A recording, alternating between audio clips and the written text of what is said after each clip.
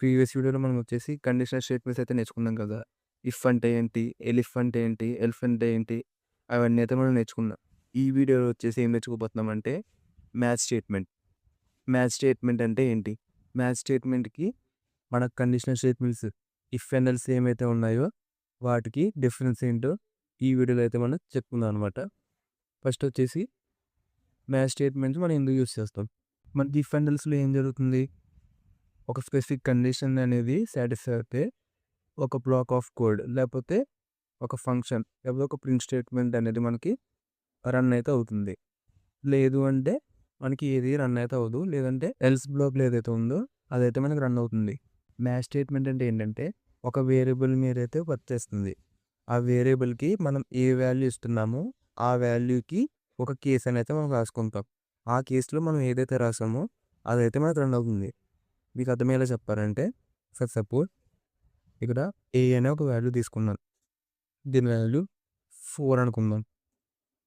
ఇప్పుడు సింటాక్స్ ఏంటి మ్యాథ్స్‌కి? First maths అనేది రాసుకోండి.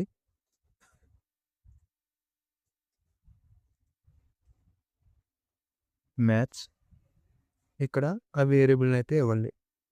ఇచ్చి ఇక్కడ కాలన్ నొక్కండి.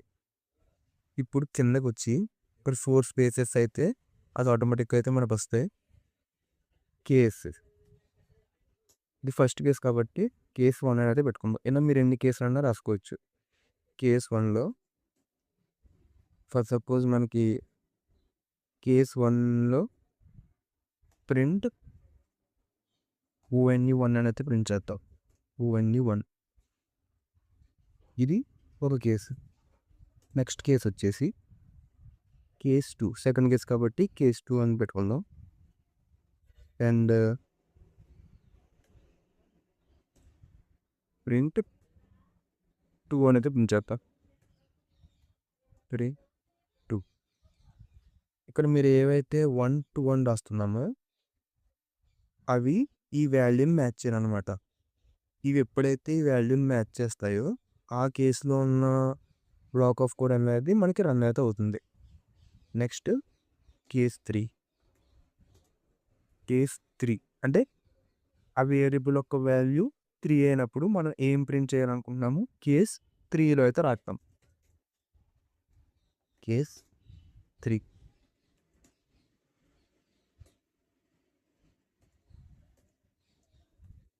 వెన్ 3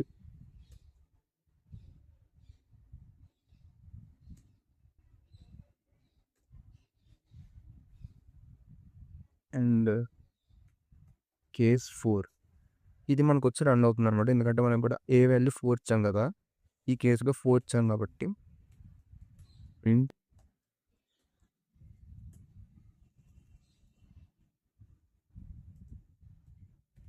ప్రింట్ 4 ఓకేనా? ఇప్పుడు ఇంకోటి కూడా రాసుకుందాం. కేస్ 5 కేస్ 5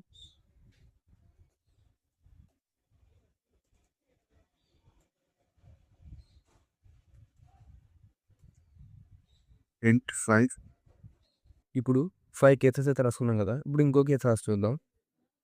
అది 6 అయితే కాదు. కేస్ అండర్ స్కోర్ అనమాట.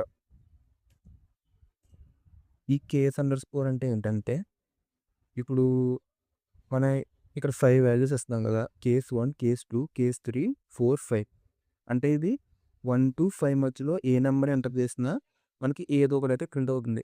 ఫర్ సపోజ్ ఆ 1-5 మధ్యలో కాకుండా వేరే వాల్యూస్ అంటే ఆ రేంజ్‌లో కాకుండా మిగతా వాల్యూస్ ఎంటర్ చేస్తే మనకి ఏం రావాలి? ఇప్పుడైతే ఏమి రాదు. అలాంటి కండిషన్‌లో మనం ఏం చేస్తామంటే కేస్ అండర్ స్కోర్ అయితే పెట్టుకుంటాం. ఈ కేస్ అండర్ స్కోర్‌లో ఏదైతే రాస్తామో అది మనం ఈ 1-5 రేంజ్‌లో నంబర్ కాకుండా వేరే నంబర్ ఎంటర్ చేసినప్పుడు ఆ అండర్ స్కోర్‌లో ఉన్న స్టేట్మెంట్ అయితే ప్రింట్ అవుతుందనమాట. ఓకేనా? ఇక్కడ ప్రింట్ ఏం రాద్దాం? ఔట్ ఆఫ్ రేంజ్ అని అయితే రాద్దాం.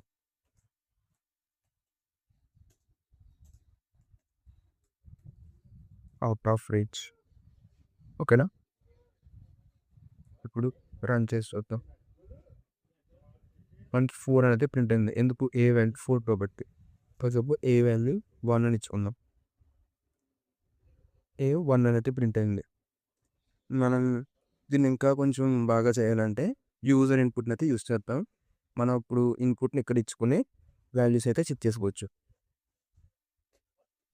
మీకు తెలుసు కదా ఇన్పుట్ ఎలా ఇవ్వాలో? ఇన్పుట్ ఇక్కడ ఎంటర్ నంబర్ ఇక్కడ మనం 5 వరకు ఇచ్చుకున్నాం కాబట్టి ఎంటర్ ఏ నంబర్ పెట్టి 1 to 5 అని రాద్దాం.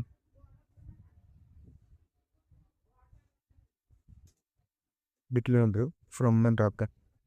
From 1 to 10. ఓకే, ఇప్పుడు రన్ చేద్దాం. ఇప్పుడు మనకి ఇక్కడ ఇచ్చింది కదా, ఇక్కడ ఏదోటి మనం ఎంటర్ చేసుకోవచ్చు. 5 ఎంటర్ చేస్తున్నా. సో 5 అయితే మనకు ప్రింట్ అయింది. ఇప్పుడు అవుట్ ఆఫ్ రేంజ్లో ఉన్న వాల్యూని అయితే మనం ప్రింట్ చేసి చూద్దాం. ఇన్పుట్ ఇచ్చి చూద్దాం ఏం ప్రింట్ అవుతుందో చూద్దాం. 7 ఇస్తున్నా. 7 ఇచ్చి ప్రింట్ చేస్తే చూసారా మనకు ఆ రేంజ్లో లేదు కాబట్టి ఇక్కడ అవుట్ ఆఫ్ రేంజ్ అనేది వచ్చింది. ఓకేనా, ఇది మ్యాచ్ స్టేట్మెంట్ అంటే. అర్థమైంది కదా మ్యాచ్కి ఇఫ్కి డిఫరెన్స్. ఇఫ్లో ఏంటంటే కాంప్లెక్స్ కండిషన్స్కి మనం ఇఫ్ని అయితే యూస్ చేస్తాం. Like A greater than 1 and B less than C, అలా కాంప్లెక్స్ పెద్దగా ఉన్న కండిషన్స్ అయితే ఇఫ్ అండ్ ఎల్స్ అయితే యూస్ చేస్తాం. లేదు ఒక వేరియబుల్ తీసుకుని ఆ వేరియబుల్కి ఇచ్చే ఇన్పుట్ మీద మనకి వచ్చే అవుట్పుట్ అనేది డిసైడ్ అయ్యంటే మనం మ్యాచ్ అయితే యూస్ చేసుకుంటాం. సో దట్ మనకి ఇఫ్ అండ్ ఎల్స్ కన్నా కొంచెం ఈజీ అవుతుంది అనమాట. ఇలాంటి చిన్న కేసులకు కూడా మనం ఇఫ్ అండ్ ఎల్స్ని వాడితే మనకి కోడ్ అనేది చాలా పెద్దగా వస్తుంది. అందుకని మనం మ్యాచ్ అయితే ఇక్కడ వాడతాము. ఓకేనా, అండ్ ఇంకొక ఎగ్జాంపుల్ చేసి చూద్దాం.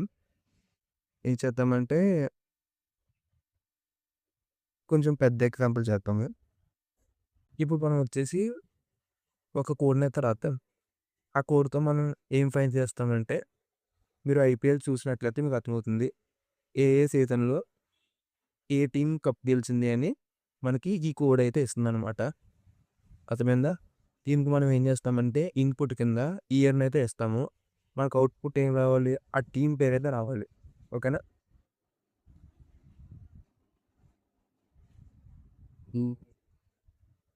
ఇన్పుట్ వచ్చేసి మనం ఏమిస్తాం ఇయర్ అని ఇస్తాం. ఇయర్ ఈజ్ ఈక్వల్స్ టు మనకి ఇయర్ అనేది ఇంటీజర్ కాబట్టి ఇంట్ ఇన్పుట్ అని ఇస్తాం.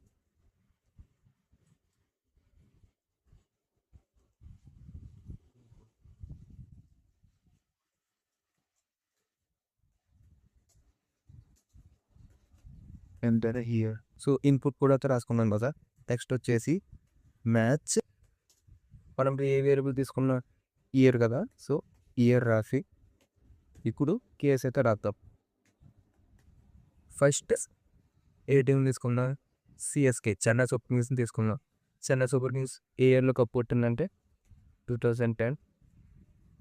ఇక్కడ ఇంకోటి చెప్పాలి, మీరు ఒక కేస్కి ఒక స్టేట్మెంట్ని ప్రింట్ చేయాలంటే మీరు ఏం రాస్తారు 2010 అని ఇచ్చి ప్రింట్ సిఎస్కే అని రాస్తారు. అలా కాకుండా ఫర్ ఎగ్జాంపుల్ ఇప్పుడు సిఎస్కే ఉంది, మల్టిపుల్ టైమ్స్ కప్ కొట్టింది. సో మీరు 2010కి ఒక స్టేట్మెంట్, 2011కి ఒక స్టేట్మెంట్, 18కి ఒక స్టేట్మెంట్, అలా 5 స్టేట్మెంట్లు రాయాలంటే మనకు కష్టం కదా. అలాంటప్పుడు మనం ఏం చేస్తామంటే ఆ 5టిని ఒకే కేసులో పెట్టుకుని ఒక కామన్ అవుట్పుట్ని అయితే ప్రింట్ చేస్తాం అనమాట. అదేనా అంటే ఇక్కడ 2010 పక్కన ఈ లైన్ సింబల్ ఏదైతే ఉందో దీన్ని వాడాలి. దీన్ని వాడి ఇంకొక కేసు ఏంటో ఇక్కడే మనం ఇస్తామన్నమాట. నెక్స్ట్ 2018, 2021, 2023.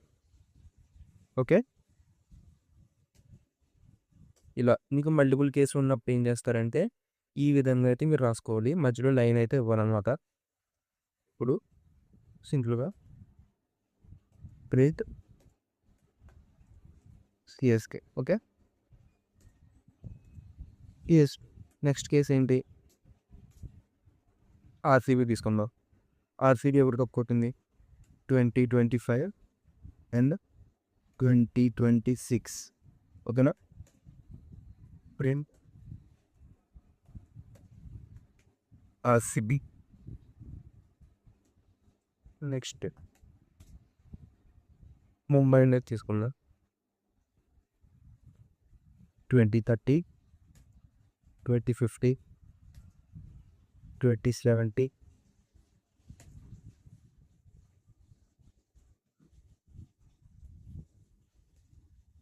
2020. ఓకే. Prince MI. ఇలా మీరు అన్ని టీమ్స్‌కి ఇలాగ రాసుకోవచ్చు. లైక్ కేస్ 2008 అని రాసుకొని ఆర్ఆర్ అని, కేస్ 2016 ఎస్ఆర్హెచ్ అని ఇలాంటి టీమ్స్ రాసుకోవచ్చు.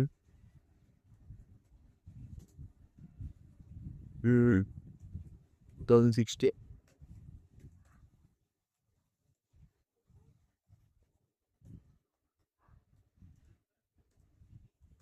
ఎస్ఆర్హెచ్.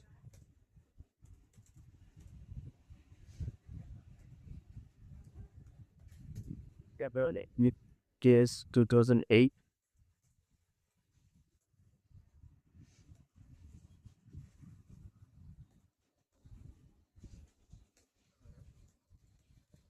సారీ.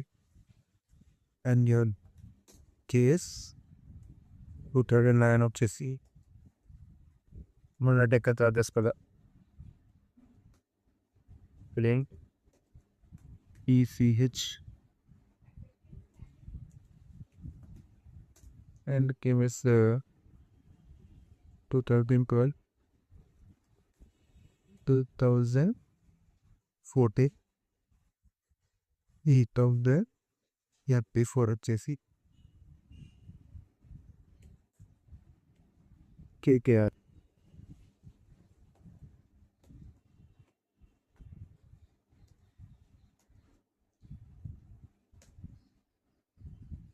ఓకేనా. ఇప్పుడు యూజర్ అనేవాడు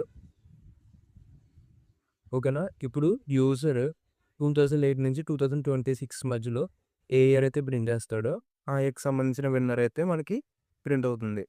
అదే ఫర్ సపోజ్ యూజర్ వేరే ఇయర్ని ప్రింట్ చేస్తే ఏమవుతుంది, లైక్ 2008 2020 మధ్యలో కాకుండా వేరే ఇయర్, ఫర్ ఎగ్జాంపుల్ 2005, 1996 అవి ఇన్పుట్ ఇస్తే మనం చెప్పుకున్నాం కదా కేస్ అండర్ స్కోర్ అయితే యూస్ చేస్తాము.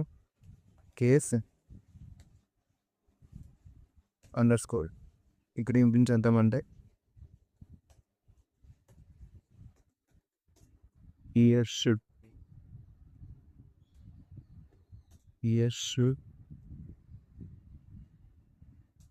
be in between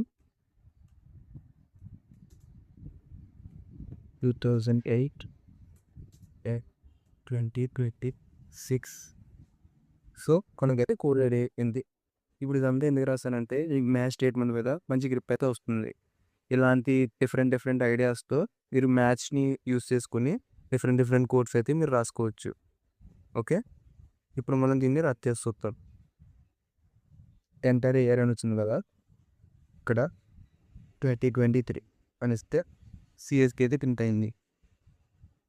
next 2025 RCB అయితే ప్రింట్ అయింది. ఇప్పుడు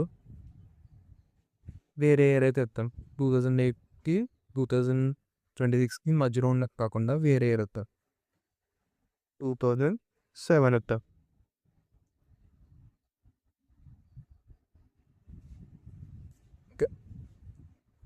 ఇది మనకు చూపిస్తుంది అనమాట. ఇయర్ అనేది 2008కి 2026కి మధ్యలో ఉంటారని. ఓకేనా. సో ఇలాంటి కోడ్స్ రాయడానికి మీకు మ్యాచ్ స్టేట్మెంట్ అయితే బాగా యూజ్ అవుతుంది అనమాట. ఓకే. మ్యాచ్ స్టేట్మెంట్కి వచ్చేసి ఇంతే. నెక్స్ట్ వీడియోలో మనం లూప్స్ గురించి మాట్లాడుకుందాం. ఎన్ని లూప్స్ ఉన్నాయి, డిఫరెంట్ టైప్స్ గురించి అయితే డిస్కస్ చేసుకుందాం.